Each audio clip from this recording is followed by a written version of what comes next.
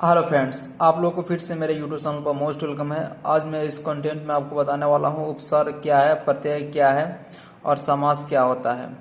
देखिए, जो उपसर्ग होता है वो पहले जो है मूल अक्षर में जो शब्द जुड़ता है उसे उपसर्ग कहा जाता है। प्रत्यय में जो होता है सफिक्स, जिसमें लास्ट में जो अक्षर जुड़ता है मूल के, उसे प्रत्यय। और समास जो है संक्षिप्त में एक शब्द को बोला जाता है, उसी को समास कहा जाता है। ध्यान से समझते हैं। सु प्लस कन्या सुकन्या होता है।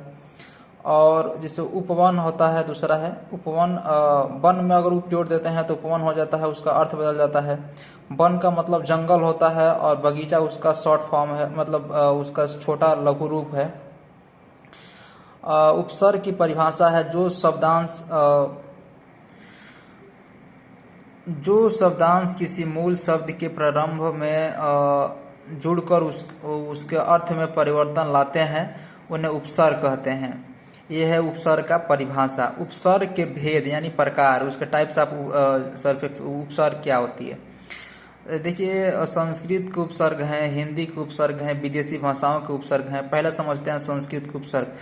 संस्कृत के उपसर्ग में शब्दांश होते हैं जो संस्कृत भाषा से हिंदी भाषा में बिना किसी परिवर्तन के जो है उपयोग में लाए जाते हैं। जैसे अति, उत, निस इत्यादि। अति प्लस आचार जोड़ देंगे तो अत्याचार हो जाएगा। और निसंकोच, निसंकोच समझ ही रहे हैं। और उत्पात। चलिए, अब समझने वाला है हिंदी के उपसर्ग। हिंदी के उपसर्ग में शब्दांश होते हैं जो कि मूल रूप में तो संस्कृत के होते हैं, लेकिन हिंदी के रूप में परिवर्तन करके प्रयोग में लाए जाते हैं। जैसे कि अ, ध, औ इत्यादि। यहाँ देखिए, इसका पूरा दिया गया है। अ प्लस छूट जो है छूट, अछूट हो गया। अछूत, अछूत मतलब होता है उससे दूर रहना। अधपका यानी आधा आधा पका। और दूसरा है तीसरा है विदेशी भाषाओं के उपसर्ग। देखिए, कमजोड़ का मतलब होता है, उदाहरण है इसका है कि कमजोर का देखिए, कम में अगर जो है जोड़ में अगर कम जोड़ दिया जाता है तो कमजोर हो जाता है। कम अक्ल में अगर कम जोड़ दिया जाता है, मतलब जोड़ा जाता है ये पूर्व प्रारंभ वाला चीज़, ठीक है।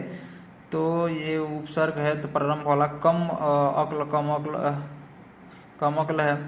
गैर प्लस जरूरी, गैर जरूरी। गैर कानूनी, कानूनी में गैर जोड़ा गया है।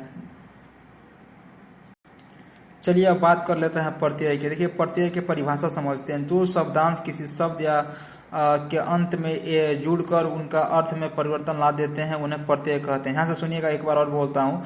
जो शब्दांश किसी शब्द के अंत में जुड़कर उनके अर्थ में परिवर्तन ला देते हैं, उन्हें वो प्रत्यय कहलाते हैं। प्रत्यय दो प्रकार के होते हैं। पहला होता है कृत प्रत्यय, दूसरा होता है तद्धिकृत प्रत्यय। ठीक है। प्रत्यय कितने प्रकार के होते हैं? दो प्रकार के होते हैं, एक कृत, दूसरा तद्धिकृत।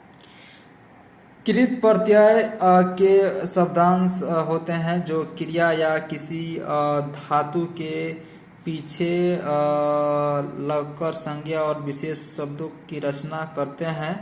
और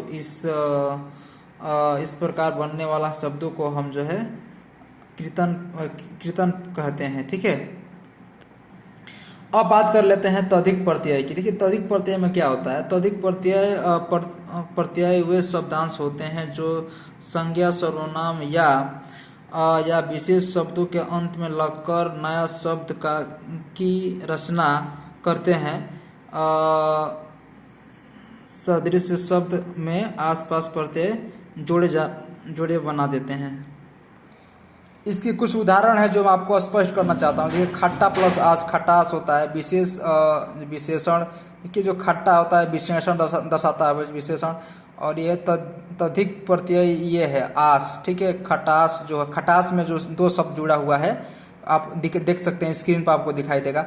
फिर जो धोबिन होता है, धोबी में इन जोड़ देते हैं तो धोबिन बन जाता है। और धोबी जो है संज्ञा है, नाम है। और तद्धित प्रत्यय है इन, ठीक है। जब दोनों का जब एडिशन हो जाएगा तो ध्रुवीन बन जाएगा।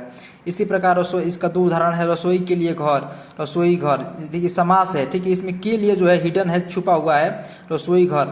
तीनों का समूह, तिरंगा जो हम लोग का झंडा होता है, इंडिया का जो फ्लैग है। समास एक ऐसी प्रक्रिया है, समास के बारे में पढ़ते हैं तो, जिसके द्वारा नए शब्द बनाए जाते हैं, जिसे समास कहते हैं, ठीक है। या फिर दूसरा परिभाषा ये है, समास के शब्दों को संक्षिप्त करके एक नए शब्द बनाने की प्रक्रिया को समास कहते हैं। समास प्रक्रिया द्वारा जो भी नया शब्द बनता है उसे हम समसौपद कहते हैं। समस्तपद जो है दो तरह का होता है, पूर्ण पद, उत्तर पद, समस्त पद होता है। दूसरा आता है, देखिए, रुक प्लस मुक्त, रुक मुक्त होता है। समास विग्रह देश, इसका मतलब होता है, क्या होता है समास विग्रह? देशवासी समस्त पद का समास विग्रह देश का वासी। ये उदाहरण है देशवासी समस्त पद का समग्र, जैसे देश का वासी। इसी प्रकार समझ सकते हैं समास के 6 भेद होते हैं, यानी प्रकार होते हैं। देखिए, पहला ऊपर में लिखा हूँ, सेकेंड में द्विगुणी समास है, कर्मधारय समास है, तत्पुरुष समास है, द्विंद्व समास है, बहुव्रीहि समास है। इसका सबका मैं परिभाषा लिखा हूँ, जैसे कि ऊपर वाला जो है उसका मैं लिखा हूँ अव्यवहित भाव समास का, जैसे यथाशक्ति, शक्ति के यथाशक्ति समय अनुसार, जैसे हाथों का हाथ। तो ये चीज़ है, आप नोट कर सकते हैं, जो मैंने इसमें सबका मेंशन किया गया है, ठीक है। आप इसे ध्यान से चाहें तो मेंशन कर सकते हैं।